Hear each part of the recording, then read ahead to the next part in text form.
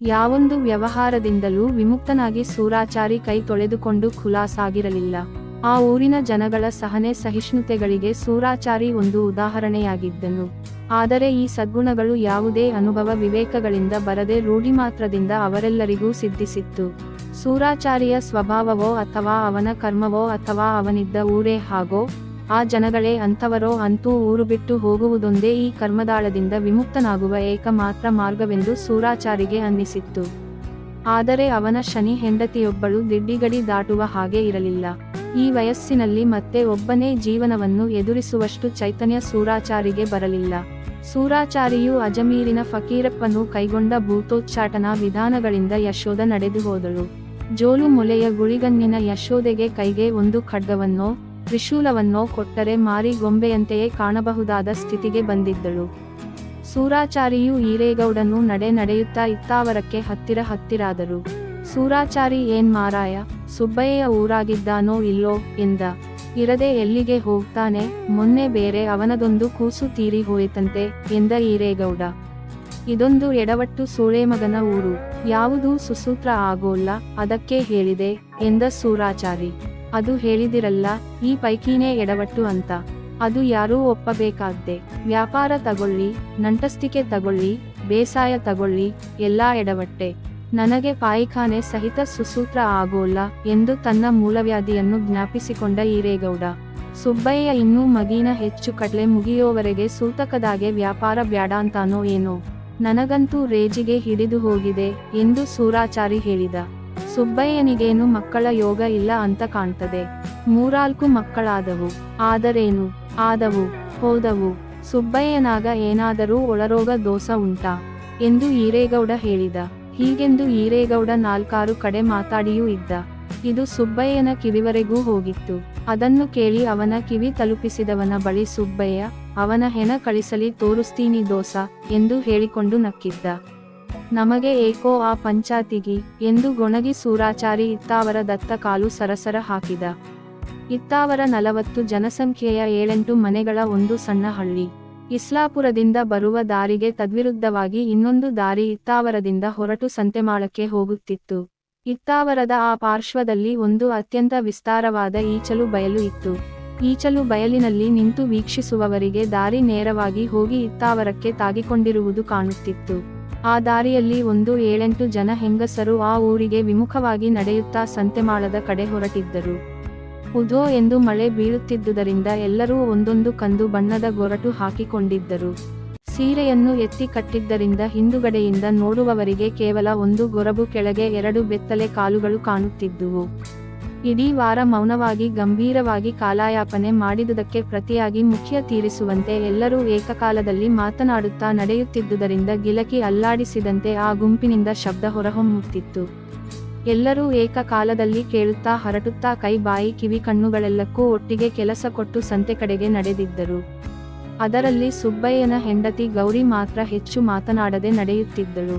ಮಿಕ್ಕವರ ದೃಷ್ಟಿಯಲ್ಲಿ ಕೆಲವು ದಿನಗಳ ಹಿಂದೆ ಆಕೆಯ ಮಗು ತೀರಿಕೊಂಡಿದ್ದರಿಂದ ಅವಳು ಹಾಗೇ ಇರಬೇಕಾದ್ದು ಸಹಜವೇ ಆಗಿತ್ತು. ಆದರೆ ಅವಳ ಕೆವಿಗೆ ಪುರುಸೊತ್ತು ಕೊಡದೆ ಇಬ್ಬರು ಹೆಂಗಸರು ಸ್ಲೇಟಿನ ಮೇಲೆ ಬಳಪ ಗೀಚಿದಂತೆ ಹರಟೆಯನ್ನು ಗೀಚುತ್ತಿದ್ದರು. ಅಲ್ಲಿ ಗೌರಿ ಒಂದು ಆಶ್ಚರ್ಯಾದ್ಭುತವಾಗಿದ್ದಳು. ಸೌಂದರ್ಯದಲ್ಲಿ ಸಕಲ ಶಿಲ್ಪಶಾಸ್ತ್ರ ಲಕ್ಷಣಗಳ ಅವತಾರವಂತೆ ಕಾಣುತ್ತಿದ್ದಳು. ಮೂಗು, ಕಣ್ಣು, ಹುಬ್ಬು, ಕೂದಲು, ತುಟಿರೇಖೆಗಳು, ಕತ್ತು, ಸ್ತನಗಳು, ನಡು, ಕಾಲು ಎಲ್ಲ ಇನ್ನೇನು ಮಾಡಿಯೂ ಅವಳ ಸೌಂದರ್ಯವನ್ನು ಹೆಚ್ಚಿಸದಷ್ಟು ಅಮೃತ ಸಾಮರಸ್ಯದಲ್ಲಿ ಮಿಳಿತವಾಗಿದ್ದುವು. ಅದಕ್ಕಿಂತ ಮಿಗಿಲಾಗಿ ಆಕೆಯ ನಡೆ, ಚರೆಯೇ ನಿಲ್ಲುವ ನಡೆಯುವ ಭಂಗಿ ಇವುಗಳ ವಿನ್ಯಾಸವಂತೂ ಸೌಂದರ್ಯವೇ ಛಂದೋಬದ್ಧವಾದಂತೆ ಕಾಣುತ್ತಿತ್ತು. ಕುಳಿತರೆ, ನಿಂತರೆ, ನಕ್ಕರೆ ಒಂದೊಂದು ಸಾರಿಯೂ ಒಂದೊಂದು ಸಾಕ್ಷಾತ್ಕಾರವಾದಂತಾಗುತ್ತಿತ್ತು. ಆದರೆ ಯಾರಿಗೆ ಆಗುತ್ತಿತ್ತು ಎನ್ನುವುದು ಮಾತ್ರ ಸಂಶಯಾಸ್ಪದ ಪ್ರಶ್ನೆ. ಏಕೆಂದರೆ ಯಾರಿಗೂ ಅದರತ್ತ ಗಮನವೇ ಇರಲಿಲ್ಲ. ಆಕೆ ಮಕ್ಕಿಗದ್ದೆಯಿಂದ ಕೆಳಮನೆ ಸುಬ್ಬಯ್ಯನನ್ನು ಮದುವೆಯಾಗಿ ಇತ್ತಾವರಕ್ಕೆ ಬಂದು 4 ವರ್ಷವಾಗಿತ್ತು. ತನ್ನ ಸೌಂದರ್ಯದ ಬಗ್ಗೆ ಆಕೆಗಿದ್ದ ಅಸ್ಪಷ್ಟ ಪ್ರಜ್ಞೆಯೊಂದನ್ನು ಬಿಟ್ಟರೆ ಬೇರಾರಿಗೂ ಚಿತ್ತ ಗಮನ ಹೋದಂತಿರಲಿಲ್ಲ. ಅವಳು ಸುಂದರಿ ಎಂದು ಕ್ಷೀಣವಾಗಿ ಅನಿಸಿದ ಕೆಲವರು, ಈ ಬಿಲ್ಲೋರ ಜಾತಿಯಾಗೆ ಹಂಗೆ ಮಾರಾಯ ಇಂಥ ಬಾಲೆ ಹುಟ್ಟು, ಯಾವ ಬ್ರಾಹ್ಮಣರಿಗೆ ಅಡ್ಡ ಹುಟ್ರೋ ಎಂದು ಮಾತಾಡಿದ್ದರು. ಇನ್ನು ಕೆಲವರು ಈ ಸುಬ್ಬಯ್ಯನಂಥ ಮನುಷ್ಯನನ್ನು ಕೈ ಹಿಡಿಬೇಕಾರೆ ಏನು ಆಚಾರ ತಪ್ಪಿದ್ದಳೋ ಎಂದು ಇತ್ಯಾದಿಯಾಗಿ ವಕ್ರವಾಗಿ ಗಮನಿಸಿದ್ದರು. ಆಕೆಯ ಪವಾಡ ಸದೃಶ ಸೌಂದರ್ಯವನ್ನು ಇತ್ತಾವರಕ್ಕೆ ಬಂದ 4 ವರುಷದಲ್ಲಿ 3 ಮಕ್ಕಳಾಗಿದ್ದವು ಆಕೆಗೆ. ಆದರೆ ಆ ಮಲೆನಾಡಿನ ಶೀತಕ್ಕೋ ಅಥವಾ ಮತ್ತೇನು ಕಾರಣಕ್ಕೋ ಹುಟ್ಟಿದ ಕೆಲವೇ ಪಾರಗಳಲ್ಲಿ ಅವು ತೀರಿಕೊಂಡಿದ್ದವು.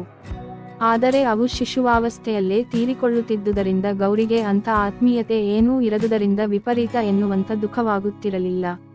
ಇನ್ನೂ ಅತ್ತೆ ರುದ್ರಮ್ಮನೇ ಮಕ್ಕಳ ಭಾಗ್ಯ ಮಗನಿಗಿಲ್ಲವಲ್ಲ ಎಂದು ಅಳಿಸುತ್ತಿದ್ದಳು ಗೌರಿಯನ್ನು.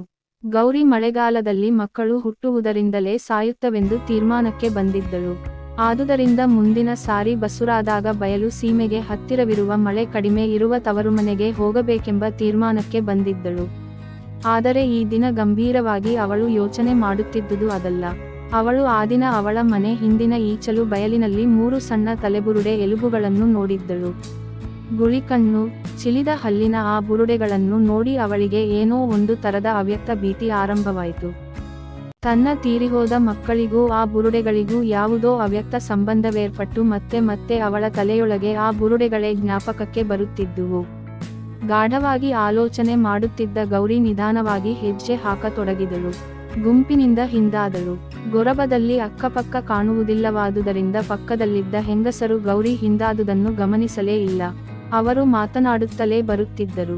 ಅಷ್ಟಕ್ಕೂ ಅವರಿಗೆ ಗೌರಿ ಪಕ್ಕದಲ್ಲಿರುವ ಕಲ್ಪನೆಯೇ ಸಾಕಾಗಿತ್ತು. ಗೌರಿ ಆಲೋಚನೆಯಲ್ಲಿ ಹಿಂದಾಗುತ್ತಾ ಬಂದಂತೆ ಪಕ್ಕ ಒಟಗುಡುತ್ತಿದ್ದ ಹೆಂಗಸರ ವ್ಯಕ್ತಿತ್ವವೆಲ್ಲ ಮಾಸಿ ಕರೆಯ ಚೂಪನೆಯ ಗೊರಟುಗಳಿಗೆ ಕಾಲು ಬಂದು ನಡೆದುಕೊಂಡು ಹೋಗುತ್ತಾ ಇರುವಂತೆ ಕಂಡವು. ಗೌರಿ ತನ್ನ ಮಕ್ಕಳು ಸತ್ತಾಗ ತಾನು ಸ್ಮಶಾನಕ್ಕೆ ಹೋಗಿರಲಿಲ್ಲ. ಅತ್ತೆಯೊಂದಿಗೆ ಕಣ್ಣೀರು ಹಾಕುತ್ತಾ ಮನೆಯಲ್ಲಿ ಕುಳಿತಿದ್ದಳು. ಇವರು ಮಕ್ಕಳನ್ನು ತೆಗೆದುಕೊಂಡು ಹೋದವರು ಏನು ಮಾಡಿದರು? ಮನೆಯ ಹಿತ್ತಿಲಲ್ಲೇ ಎಲ್ಲಾದರೂ ಹುಗಿದರೋ ಅಥವಾ ಸ್ಮಶಾನದಲ್ಲಿ ಹುಗಿದಿದ್ದನ್ನು ನರಿ ನಾಯಿ ಕಿತ್ತು ತೆಗೆದುವೋ ಎಂದು ಚಿಂತಿಸಿದಳು. ಏನೋ ಎಲ್ಲರೂ ತನ್ನನ್ನು ಉಪೇಕ್ಷೆ ಮಾಡಿದ್ದಾರೆಂದು ಅವಳಿಗೆ ಅನ್ನಿಸಿತು. ಹೀಗೆ ಆಲೋಚಿಸುತ್ತಾ ನಡೆಯುತ್ತಿದ್ದ ಅವಳ ಪ್ರಜ್ಞೆ ಫಕ್ಕನೆ ವಾಸ್ತವಕ್ಕಿಳಿದಾಗ ಕೊಂಚ ದೂರದಲ್ಲಿ ಸಾಗುತ್ತಿದ್ದ ಹೆಂಗಳೆಯರು ಓಲಾಡುತ್ತಾ ಸಾಗುವ ಕರಿಯ ಗೊರಬುಗಳಂತೆ ಕಂಡು ಬೆಚ್ಚಿ ಬಿದ್ದಳು. ತನ್ನ ಕಲ್ಪನೆಗಳನ್ನು ಹತ್ತಿಕ್ಕಲೋ ಎಂಬಂತೆ ಸರಸರ ಮುಂದುವರಿದು ಗುಂಪನ್ನು ಕೂಡಿಕೊಂಡಳು. ಮಳೆ ಒಂದೇ ಸಮ ಬೀಳುತ್ತಾ ಗೊರಬದ ಮೇಲೆ ಟರಸರ ಟರಪರ ಶಬ್ದ ಮಾಡುತ್ತಿತ್ತು. ಗೌರಿ, ಗೌರಮ್ಮ ಓಯ್ ಎಂದು ಬಹಳ ಹೊತ್ತಿನಿಂದಲೂ ತನ್ನ ಮಾತಿಗೆ ಓಗೊಳ್ಳದಿರುವುದನ್ನು ನೋಡಿ ಸಂಶಯದಿಂದ ಇತ್ತ ತಿರುಗಿದಳು ಪಕ್ಕದಲ್ಲಿ ಬರುತ್ತಿದ್ದ ಸೀತಮ್ಮ.